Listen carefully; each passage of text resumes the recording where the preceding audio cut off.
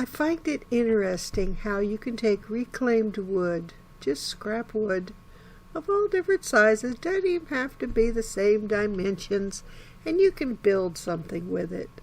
Now, it might not look perfect, but if you build it properly and use the proper nails, it can hold up over the years. So let me explain.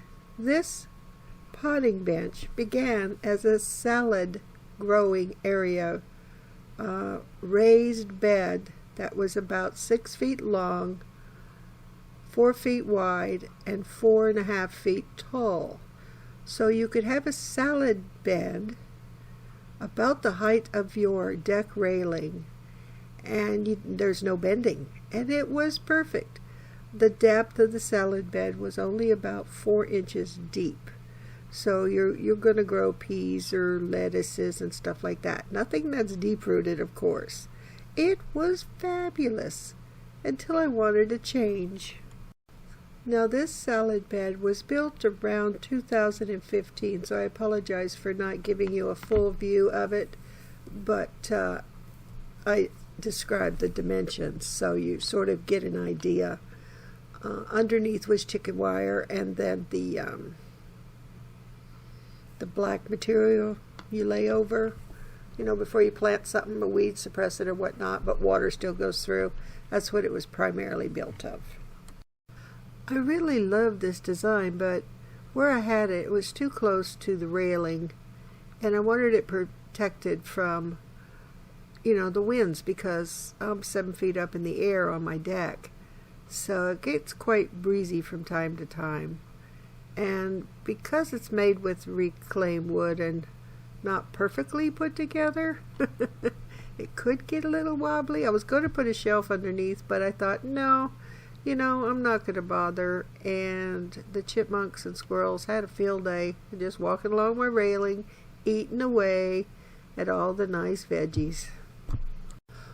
Which is why I built the potting bench. And then I decided, well, if I'm going to pot up some seedlings and I want to, it might be cold at night or something, I could put plastic over the potting bench and let it drape down, and then I could build a topper for the potting bench, because where you see the greenhouse cover, there's a potting bench down below by the width of those boards that you see.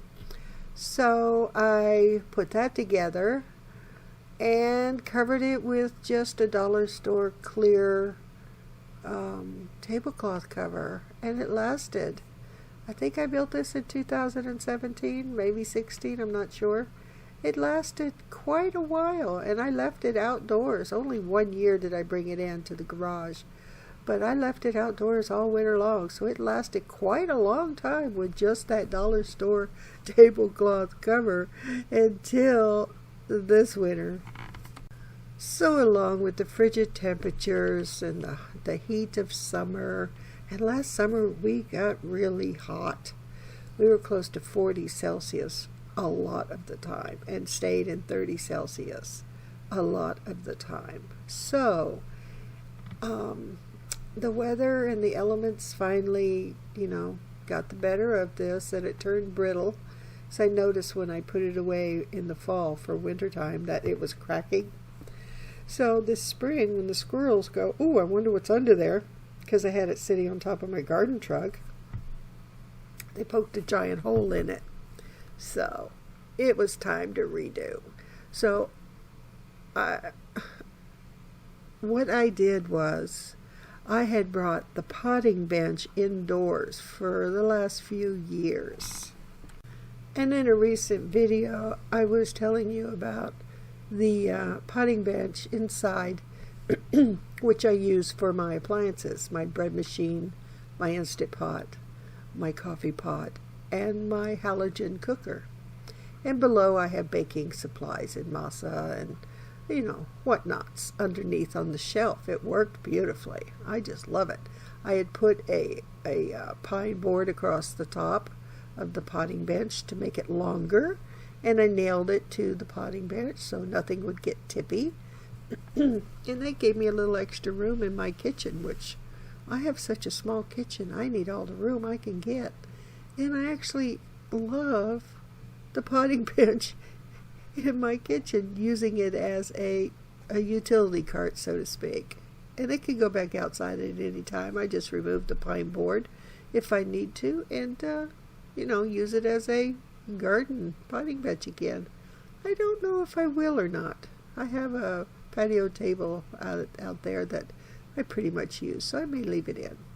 I had, when I first moved into my house over 22 years ago, there was ugly, terrible looking, cheap cabinets in here. It was ugly brown and greasy, and well, I spent weeks cleaning them up, sanding them down, and I painted them this harvest green, and I love it. And I put white handles on the front. Let me see if I can find a picture of that. Well, surprisingly enough, I actually found it in amongst a lot of files on my computer. So these were the ugly cabinets to begin with, and I had the top replaced, and I did all the cupboards, and I love the green with the harvest green with the white handles.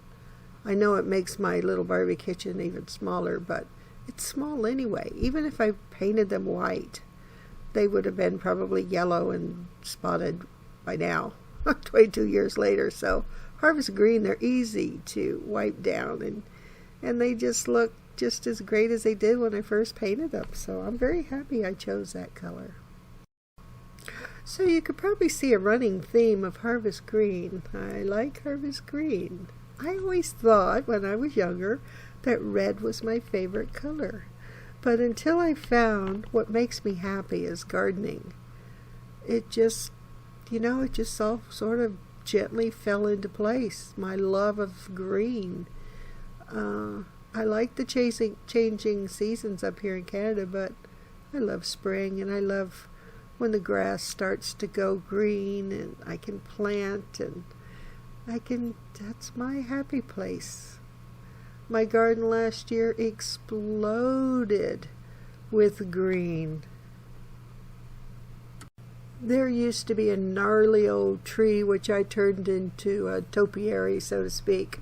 So I cut the majority of it back, and it had shaded this whole area of the front of my garden by my stairs and landings. So once I cut all that back and let the sun in, it was amazing, the transformation that my hostas and my hydrangeas and irises took, and Solomon's seal, they just exploded in there. I need to transplant some of these plants this season, I believe. It's just getting too crowded for them to remain happy. I've seen people worrying and checking into how to make more hydrangea plants off your single plant. I have this hydrangea on the other side of my stairs in the backyard, and there was a rogue runner that was growing completely underneath the stairs, so I just sort of grabbed it and ripped it out. And when I ripped it out, it came with the roots, and I went, oh, well, let me just plant this in the front bed on the other side of the stairs and see what happens. So a couple of years it was sort of going, okay, I'm a stick hydrangea, and now it's almost as big as the original. It is amazing over there. So really, gardening folks, don't overthink it. Sometimes you just rip it out and put it in the dirt and wait. Sometimes it'll take a little time. You have to be patient. Just think how long you have to wait for asparagus when you grow it. I grew asparagus from seed, folks. Not from crowns, but from seed. And oh my, that took a long time. But now I have asparagus, and I can't eat very much of it because of my ulcer. And it's overcrowded, so it doesn't give me very much. It gives me more of the ferns than it does the asparagus. So I divided it up last summer and planted it in front of the hostas bed. If you look to the front of the hostas, you'll see a white bucket and some rocks surrounding the bucket. That's where I transplanted some asparagus. Dug it up, and I'm going to plant some all around the yard. I have beautiful ferns growing everywhere. I think that would be lovely. So I guess I should get to the point of this video, which I haven't addressed yet, and that is redoing the greenhouse top that I had built for my potting bench, and then it turned into my Garden Trug greenhouse topper, and it also fit on top of that black tote that I showed in a previous video where the squirrels were digging in. It fits perfectly on that. So without further ado, here we go. Well, this particular video was not well thought out because I didn't remove the screen from my patio door, meaning closing it to the other side of the patio glass. And there I have the door closed, and then when I opened the inside, it blurred it even more. So this unfortunately wasn't well thought out. But this is the greenhouse cover that I have to redo. I had taken it off the other day and taken a bit of the plastic off, and it got too cold outside for my hands. So I had to come back in. And it was too wet anyway. So I decided to leave it. And so today I decided to try and clean it up a bit, see if I could get the loose staples. I must have had about 5,000 staples in there. And oddly enough, they held. They were really good staples. It took a screwdriver and some brawn to get these staples out of the wet, swollen wood. The wood needs to dry. So I brought it in after I cleaned it out. But I ripped the plastic off that was brittle, and in some places the duct tape, and that was good duct tape. They used to make good duct tape years ago. This was made about, must have been over 7 years ago, where I put the plastic on top of this frame that I made for my Garden Trug bed. And they must have made really good duct tape. It had reinforcement in the duct tape. Yeah, they don't do that anymore. At least the newer versions of duct tape does not hold as well as it did 7 years ago. Well, most things don't work as well as they did 7 years ago, but that's beside the point, and that isn't the point. The point is getting ready for spring, getting ready to try and protect my plants that are going to be within my Garden Trug to begin with, to keep them a bit warmer than they would naturally be. Things like my collard greens, I want to get started.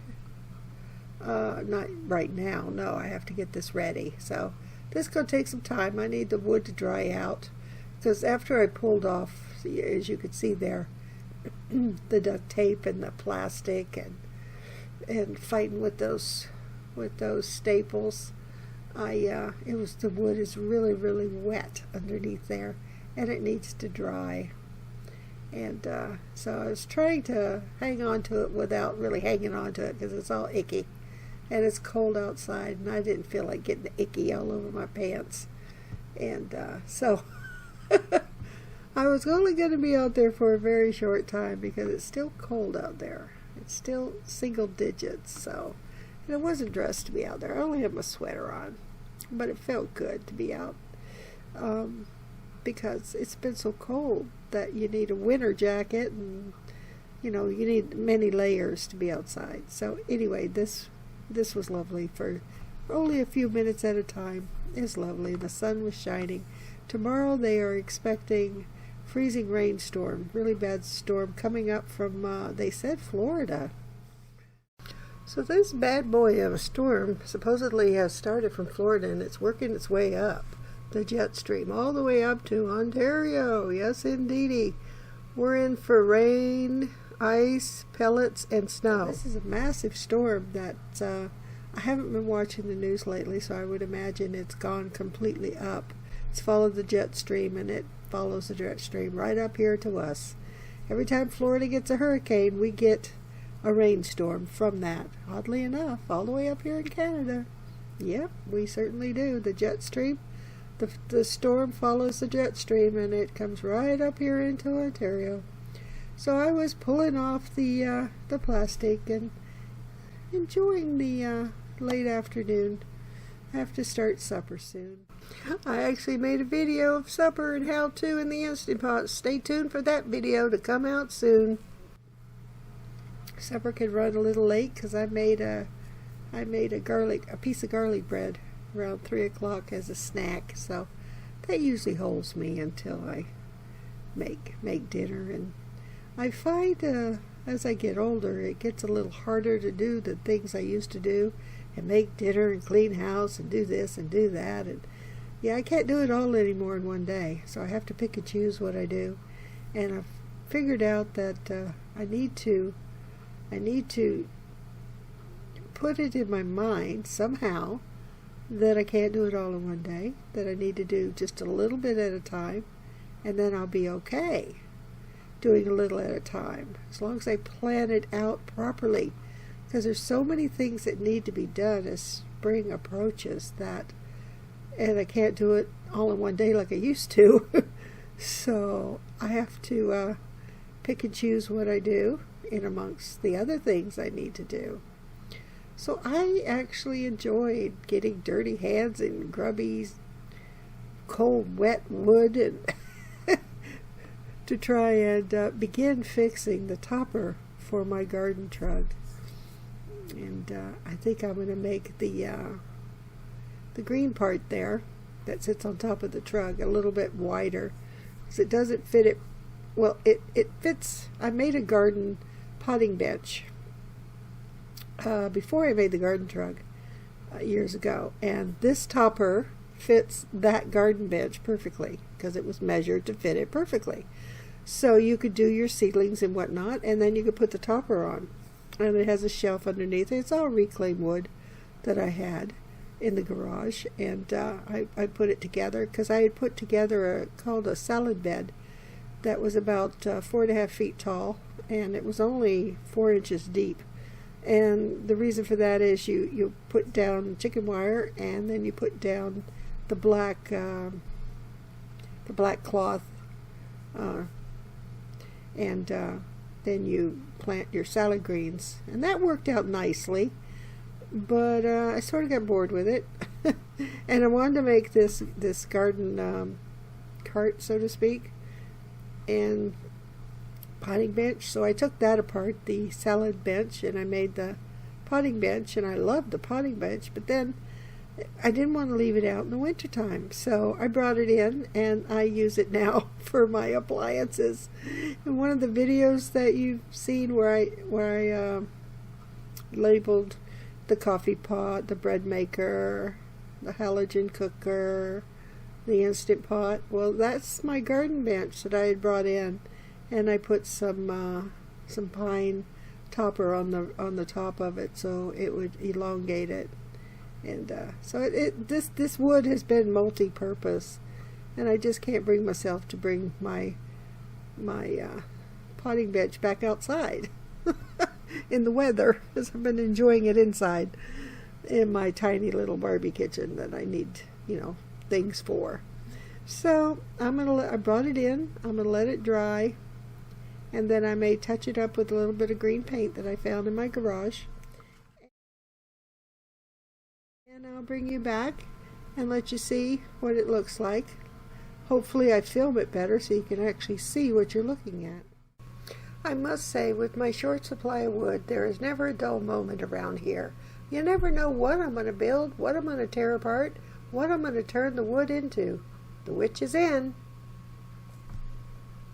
And be sure to stay tuned for part 2 and the finalization of this cover.